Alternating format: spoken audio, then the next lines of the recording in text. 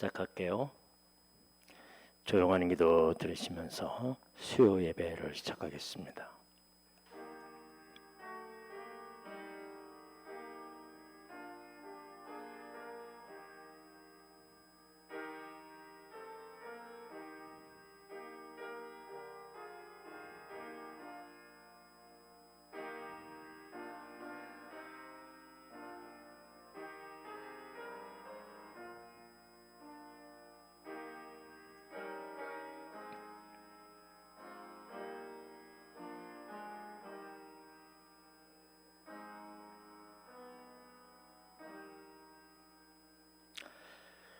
코로나19가 걷잡을 수 없이 우리의 삶을 파괴하고 또한 압박하고 있습니다.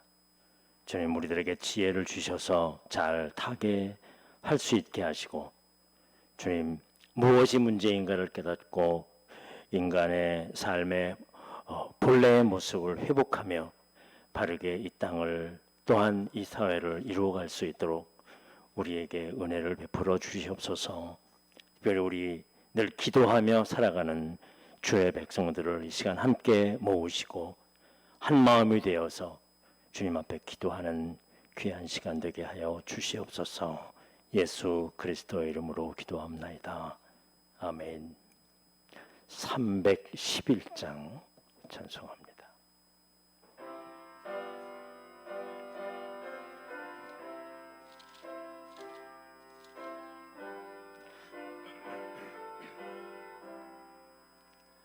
내 너를 위하여 몸 버려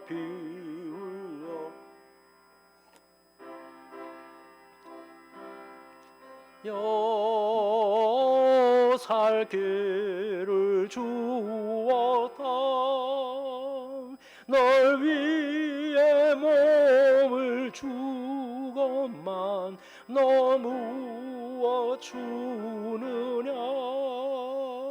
널 위해 몸을 주건만 너무 주느냐.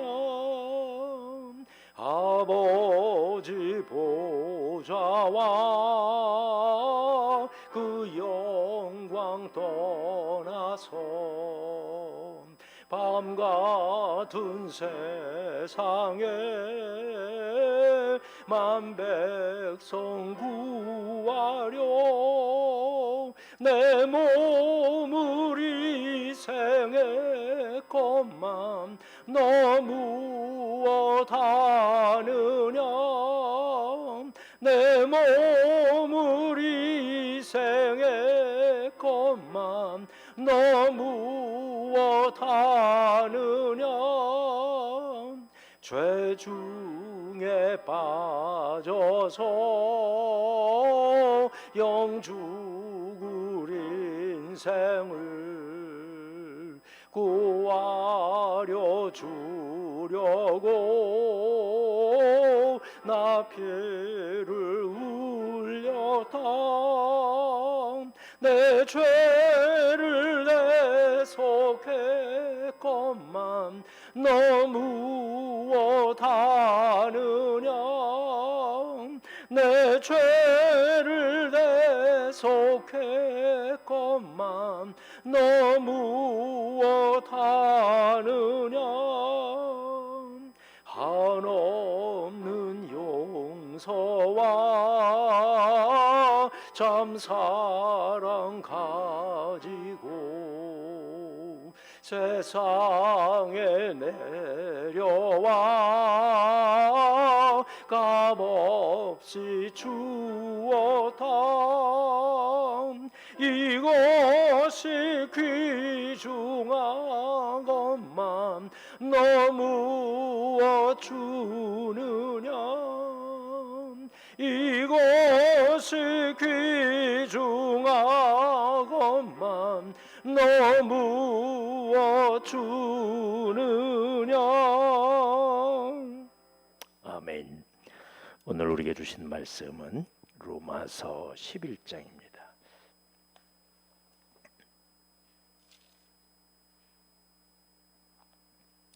로마서 11장 13절, 로마서 11장 13절부터 24절에 있는 말씀까지 봉독해 드리겠습니다. 내가 이방인인 너희에게 말하노라. 내가 이방인의 사도인 만큼 내 직분을 영광스럽게 여기노니 이는 내 권력을 아무쪼록 시기하게 하여 그들 중 얼마를 구원하려 함이라. 그들을 버리는 것이 세상의 화목이 되거든 그 받아들이는 것이 죽은 자 가운데서 살아나는 것이 아니면 무엇이리요? 제사하는 처음 익은 곡식가루가 거룩한즉 떡동이도 그러하고 뿌리가 거룩한즉 가지도 그러하니라. 또한 가지 얼마가 꺾이었는데 돌 감람나무인 내가 그들 중에 접붙임이 되어 참 감람나무 뿌리의 진액을 함께 받는 자가 되었거늘 그 가지를 향하여 자랑하지 말라. 자랑할지라도 네가 뿌리를 보존하는 것이 아니요 뿌리가 너를 보존하는 것이니라. 그러면 내 말이 가지들이 꺾이는 것은 나로 접붙임을 받게 하려 함이라 하니 옳도다. 그들은 믿지 아니함으로 꺾이고 너는 믿음으로 섰느니라. 높은 마음을 품지 말고 도리어 두려워하라. 하나님이 원가지들도 아끼지 아니하셨은즉 너도 아끼지 아니하시리라. 그러므로 하나님의 인자하심과 준엄하심을 보라.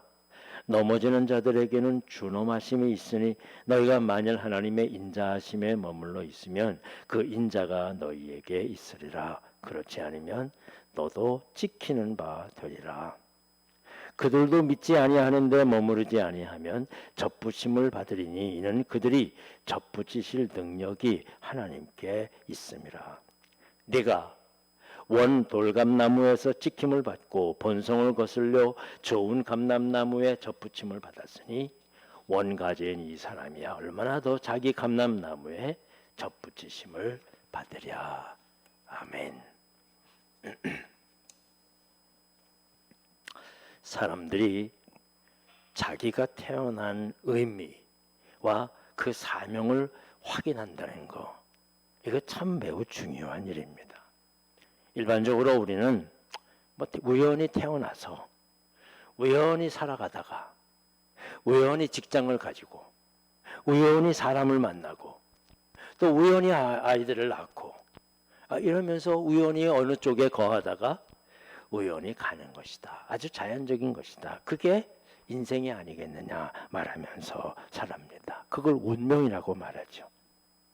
그러나 우리가 그리스도인이 되는 순간 이 땅을 주관하시고 이끌어주시고 역사해 가시고 우리에게 사명을 주시는 이 그리스도인이 되는 순간 우리는 새로운 사명을 확신해야 합니다. 이 땅에 하나님께서 나에게 사명을 가지고 이 땅에 보내셨다는 거죠. 어느 집에 보내셨던 어느 나라에 보내셨던 어떤 환경 속에서 보내셨던 간에 이 세상에 태어나면서 우리는 예수 그리스도를 믿는 순간 주님께서 우리에게 사명을 주셨다는 사실을 확인해야 합니다. 그것은 바로 여러분들의 내 가정, 여러분들의 가정에게 보내주신 사명자입니다.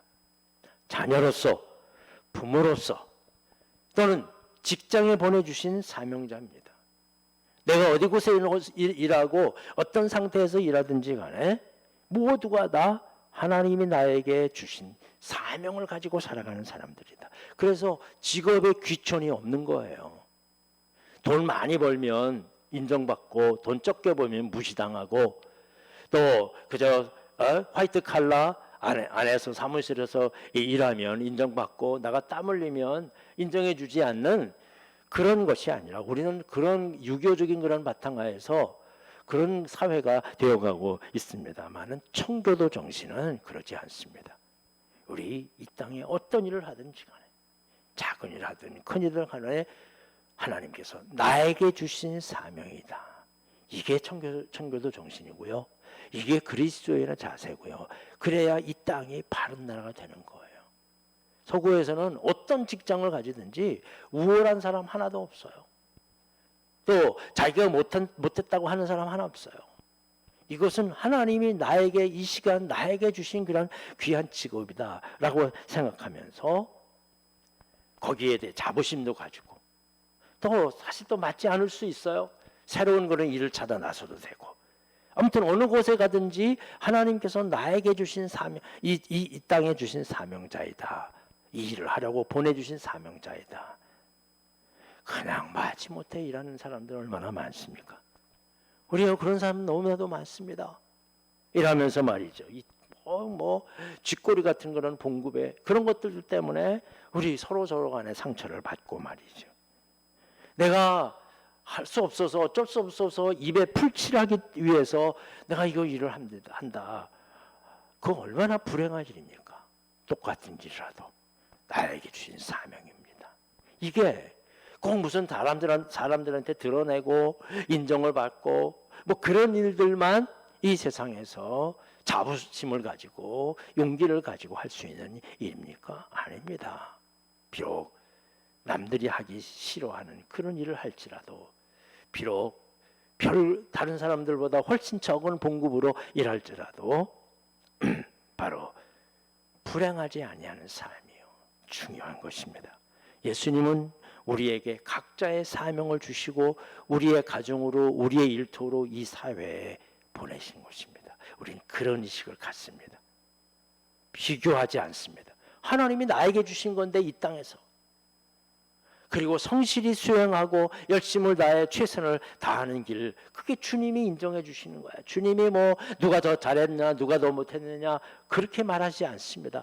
맡겨진 사명을 가지고 최선을 다했느냐 그렇습니다. 그래서 교회에서는 뭐 하는 거냐? 예수님께서 그것을 확인하고 그것에 힘을 주시는 거예요.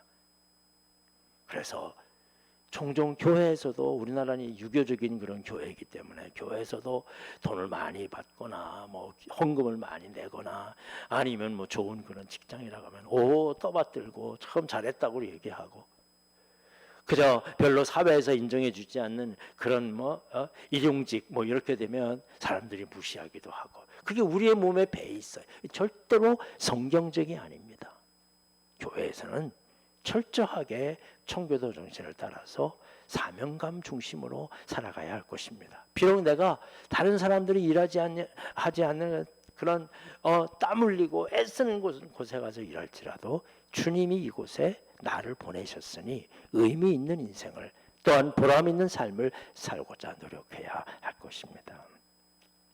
바울은 특별히 나에게는 사명이 있는데 하나님이 주신 사명이 있는데 그것은 이방인을 위한 사도다라는 말로 오늘 나를 그렇게 얘기하고 있어요. 나는 이방인을 위한 사도입니다.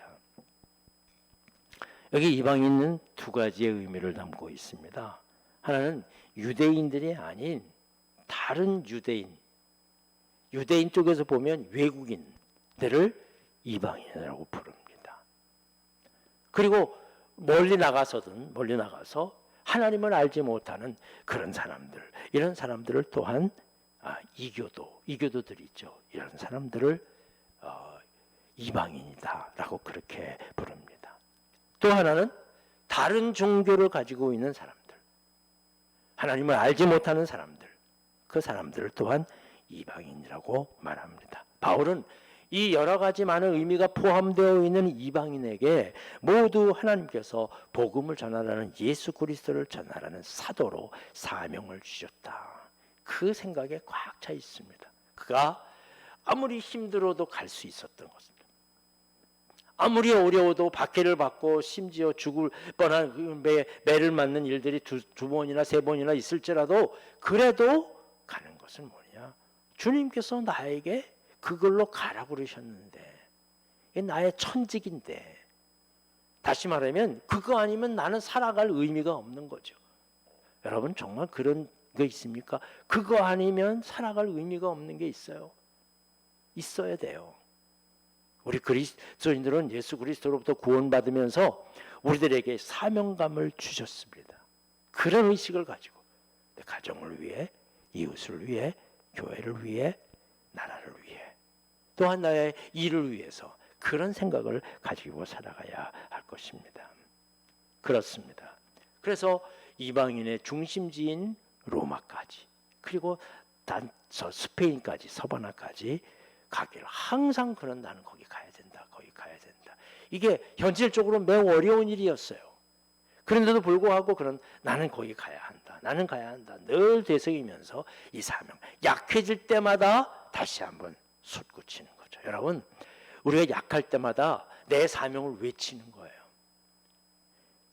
힘이 빠지고 또 여러 가지 많은 어려운 상황이 있어서 의심도 들고 또 마음이 이제 약해지기도 하고, 왜 이럴까 하는 그런 생각을 가질 때마다 우리는 사명감을 확실히 가져야 돼. 하나님께서 나를 이 가정에 보내셨습니다. 하나님께서 나를 이 직업에 있게 하시고 이 일을 하게 하시고 나는 우리 교회에게 하나님께서 주신 것이다. 그런 사명감을 자꾸 북돋을 때에 용기가 날 수 있는 것입니다. 그런 믿음을 가지고 말이죠. 뾰족한 수가 없지만 그래도 나는 가서 거기서 죽으리라 라는 생각을 가집니다. 오늘날 코로나19 때문에도 그렇지만 정말 교회의 앞길 수가 보이지 않습니다. 어떻게 될지 그런 생각도 가지게 되고요. 그러나 주님이 함께 하시는 한 선교하고 부흥하는 길, 복음을 위해서 나가는 길, 그 길은 나의 사명이에요. 되건 안 되건 그건 해봐야 하는 일이고, 또 하나님께서 어떻게 인도하시고 이끌어 가실지는 그건 하나님만이 아실 일이고 주님만이 아시는 일이기에 우리는 복음을 전하고 선교하고 말이죠, 부흥의 길을 가고 합니다. 바울은 이렇게 고백했어요. 내가 그렇게 주님의 사명감을 가지고 나갈 때마다 하나님께서 곳곳에 기다리고 계시고요, 주님께서. 그리고 피할 길도 주시고 또 건너갈 길도 주시고. 왜? 그 길이 얼마나 힘들고 어려운 길이 다 막혀 있어. 우리는 종종 하나님 앞에 내가 딱 마음만 먹으면 그냥 좋은 사람도 만나고 좋은 길도 열리고 돈도 생기고 뭐 이게 쫙 풀려지면 정말 좋겠습니다 라고 그렇게 기도하지만 주님의 일은 그러지 않아요. 바울은 가다가 막혀. 그때 또 기도하고 그러면 또 열려주시고, 가다가 어려움 생기면 또 후퇴하고, 그런 과정들을 통해서 주의 선교의 역사를 이루어냈거든요. 결국 보니까 정말 하나님께서 놀랍게 사도 바울과 역사하고 있습니다. 선교의 역사를 기록하고 있는 사도행전, 사실은요 복음의 실패의 사건들이 훨씬 더 많아요. 매 맞았고 또 병이 들기도 하고 또 다른 사람들 쫓겨나기도 하고, 그런 게 짧게 기록되어 있을 뿐이지 생활 속에서 숱한 어려움들이 있는 거예요. 그러나 그걸 두려워하면 사명자가 아니죠. 예수 믿는 사람이 아니에요. 우리 현실 속에서 다시 한번 우리는 바울의 마음을 가져야 합니다. 그렇기 때문에 바울은 이런 사명 중심의 삶 속에서 불필요한 논쟁을 하지 않습니다.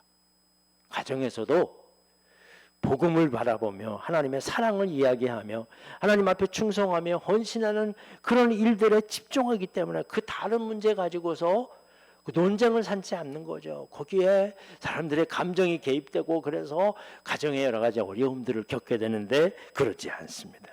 불필요한 논쟁이 필요하지 않아요. 교회도 마찬가지입니다. 교회가 복음 중심으로 선교 중심으로 주의 일들을 감당하게 될 때 그때에 불필요한 논쟁들이 다 사라지게 되는 거죠. 왜 필요해? 필요하지 않아요. 우리에게는 사명이 있습니다. 그 사명이 1번입니다. 첫 번째 사명이야. 그래서 바울은 유대인들보다는 이방인들에게, 유대교인들보다는 이교도들에게 집중할 수 있었습니다.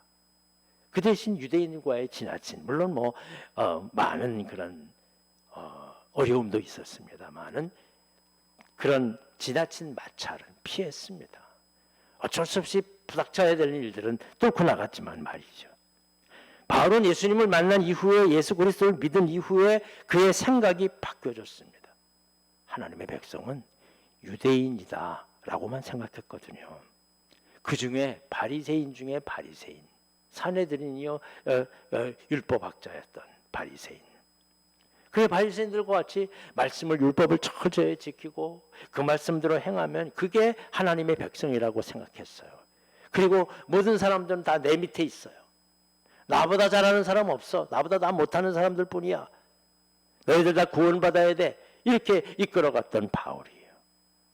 날 때부터 죄인이고 자기들은 하나님의 택함을 받는 사람이라고 생각합니다. 그러나 예수를 믿고 난 다음에는 이 세상의 모든 이방인 하나님의 사람들은 하나님 안에서 똑같이 형제 자매요 이웃이다 라는 사실을 깨닫습니다.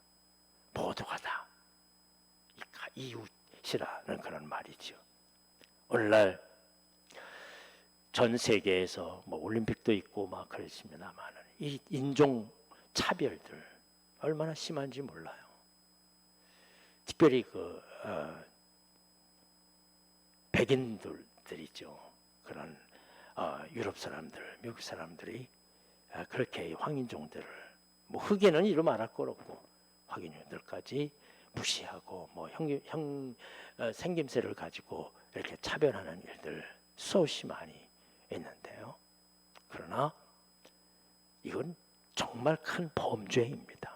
우리도 마찬가지예요. 우리도 동남아 사람들 결코 차별하거나 박대하지 말아야 합니다. 하나님께서 눈으로 보고 계셔요. 성경에 말씀하시고 있거든요. 우리 그리스도의 사랑으로 우리 같이 동등하게 대하며 함께 이루어 나가야 할 것입니다.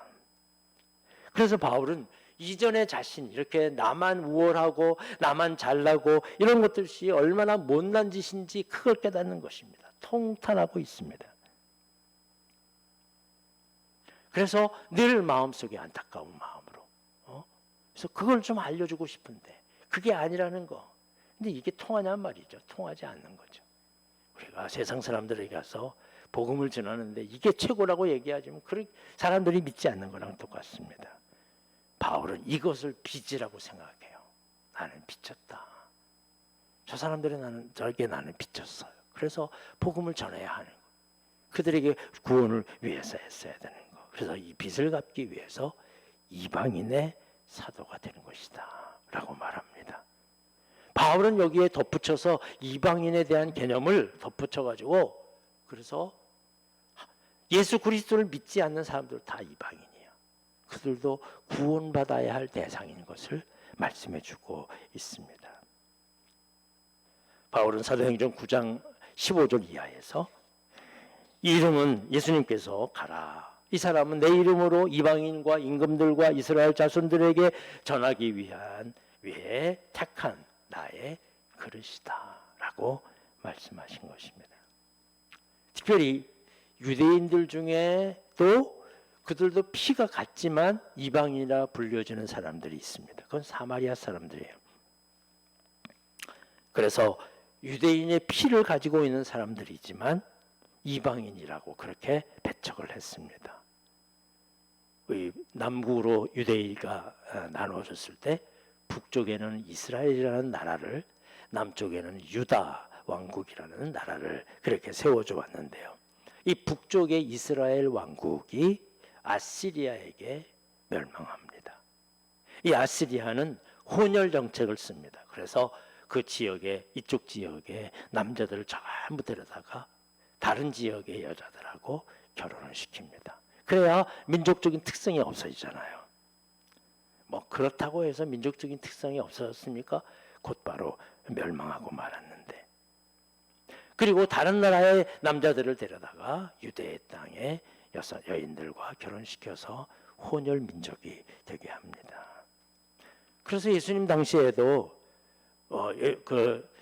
처음에는 에스라 느헤미야 시대에 바벨론에서 포로로 잡혀와서 예루살렘 성전과 성막을 칠 때 사마리아 사람들이 우리도 동족이다. 그래서 그렇게 얘기했는데 유대인들이 거부했어요. 너희들은 우리 동족이 아니다. 그렇게 해서 또 오랫동안 성전을 짓지 못하는 그런 문제도 있었습니다만은 모두 유대인의 피를 가지고 있는 사람인 것은 분명하지만 유대인들은 사마리아 사람들을 이방인이라고 여겼습니다. 원래 이방이라는 뜻은 선택받지 못한 사람이라는 뜻입니다. 원어의 의미는 선택받지 못한 사람. 이게 사람이 태어나면서부터 선택되고 선택받지 못한 사람으로 구별된다는 거 얼마나 참 그걸 때문에 구별된다는 게 그게 참 문제가 많은 거 아니겠습니까? 피부 색깔로, 지역 색깔로 그렇게 사람이 차별된다는 거예요. 근데 점점 이 사회가 그런 것으로 차별화되어 가고 있습니다.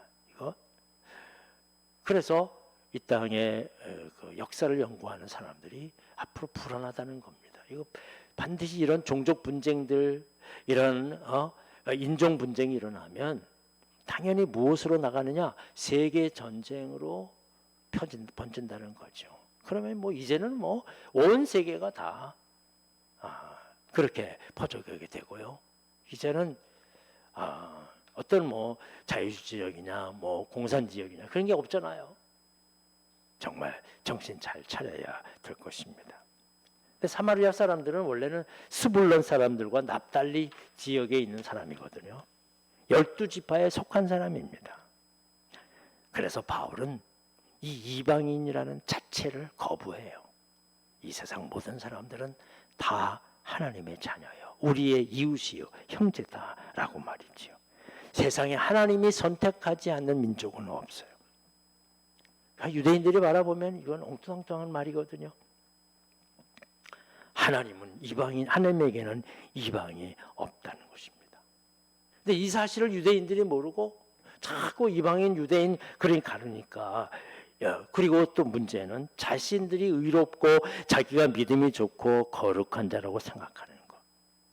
예수님도 말씀 속에서 얼마나 많이 그게 문제라고 말씀하시고 있는지 모릅니다.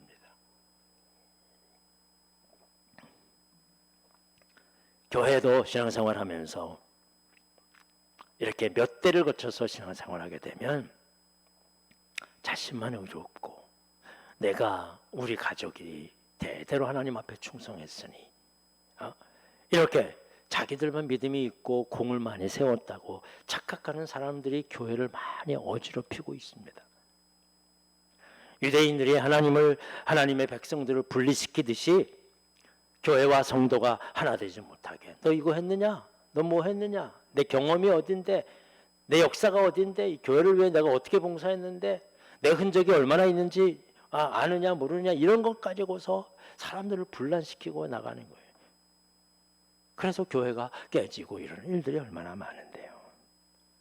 오히려 자신이 부족하고 여기면서 이웃을 위하고 소중하게 대하며 희생하며 다른 이들을 세워주는 성도, 그게 진짜 하나님의 백성인 것입니다. 우리는 믿음이 좋다, 충성스럽다의 의미와 기준을 잘 세워야 합니다. 바울은 물론 그도 아주 그냥 충성스럽게 정말 충성스럽게 하나님 앞에 최선을 다하고 죽으면 죽으리라 그리고 앞서 나가는 사람이었습니다. 그러나 돌아보면 항상 하나님 말씀 안에서 평화와 헌신과 겸손하게, 그러나 날 때부터 나는 반쪽밖에 되지 않은 사람이다 라고 이야기하는 거예요. 왜 이야기하는지 아십니까? 다른 사람들이 다 나는 날 때부터 유대인이나 날 때부터 의인이고 날 때부터 하나님의 백성이라고 얘기를 하니까 나는 날 때부터 부족한 사람이라고 그렇게 얘기하고 있는 것입니다. 이 믿음이 좋다, 충성스럽다는 말은 의미냐면 여기에 뭐 많은 내 흔적을 내놓고 내가 해놓은 거 많고 경험이 많은 게 아니라 스스로 겸손하고 자기 자신을 낮추고 그래서 비판하지 않습니다. 구분짓지 않습니다. 나보다 남을 낮게 여기는 것입니다. 당연히 이런 사람들이 있는 공동체는 하나가 됩니다. 바울이 그토록 외치셨던 하나예요. 교회마다 늘 분변이 있고 또 분란이 있고 그런 사람들이 나타나서 내가 잘났다 그러고 내가 세웠다 그러고 내가 여태까지 이뤘다 그러고 내가 어떻게 봉사했는데 내가 얼마나 헌신했는데 그러면서 교회들을 어지럽히는 것을 바라보면서 바울은 나는 반쪽 같은 사람이다. 그렇게 얘기하면서 정말 겸손하게 주님을 바라보며 나아가기를, 그게 바로 진짜 믿음이 좋은 사람이고요. 양보할 수 있는 자가, 화합할 수 있는 자가, 이해할 수 있는 자가, 겸손히 자기를 낮추는 자가 진짜 충성하는 사람이라는 거죠.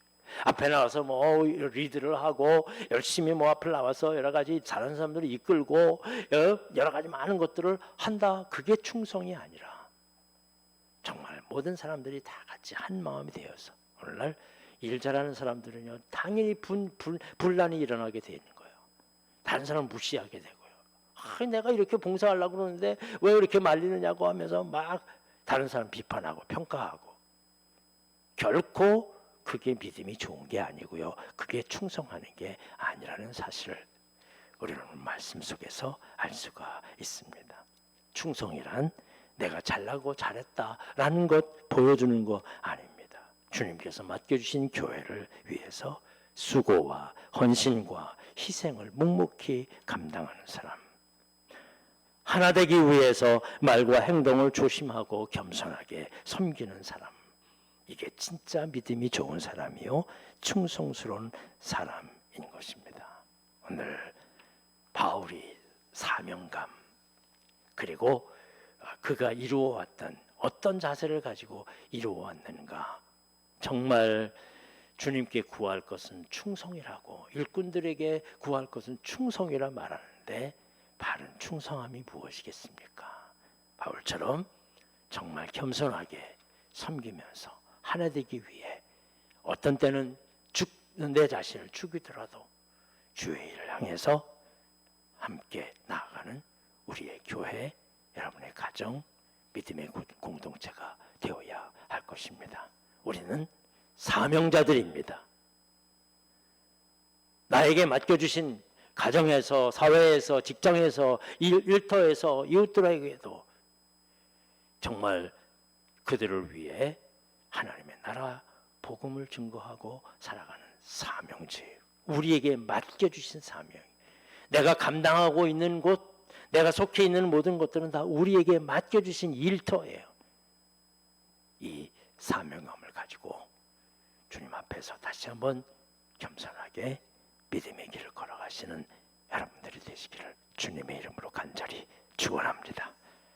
기도하겠습니다.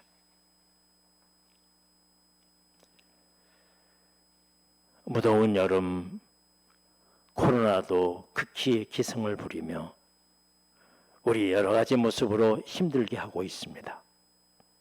그러나 그럴 때마다 우리에게 이 땅에 보내주신 사명자인 것을 다시 한번 확인합니다. 우리의 가정에 자녀로, 부부로, 또한 부모로 이 땅에 보내주셔서 말씀과 함께 믿음의 길을 걸어가며 하나 되며 화합하며 아름다운 공동체에 이뤄갈 수 있도록 우리에게 사명을 주셨습니다. 이 일들을 위해 열심히 기도하고 성령 충만해서 진정 내가 가는 곳곳마다 하나님의 평화가, 그리고 놀라운 이 땅의 화평이 이루어지는 그런 이 땅의 우리의 모든 삶의 자리가 되게 하여 주시옵소서. 주여, 어렵습니다만 더 섬기게 하시고 더 겸손하게 하나님의 뜻 이루어갈 수 있도록 묵묵히 기도하며 하나님의 귀한 뜻을 이룰 수 있도록 열심을 다해 충성하는 충성스러운 주님의 백성들 다 되게 하여 주시옵소서. 예수님의 이름으로 기도하옵나이다. 아멘. 하늘에 계신 우리 아버지여, 이름이 거룩히 여김을 받으시오며 나라의 마옵시며 뜻이 하늘에서 이룬 것 같이 땅에서도 이루어지리이다. 오늘날 우리에게 일용할 양식을 주옵시고 우리가 우리에게 죄 지은 자를 사하여 준 것 같이 우리의 죄를 사하여 주옵시고 우리를 시험에 들게 하지 마옵시며 다만 악에서 구하옵소서. 이게 나라와 권세와 영광이 아버지께 영원히 있사옵나이다. 아멘.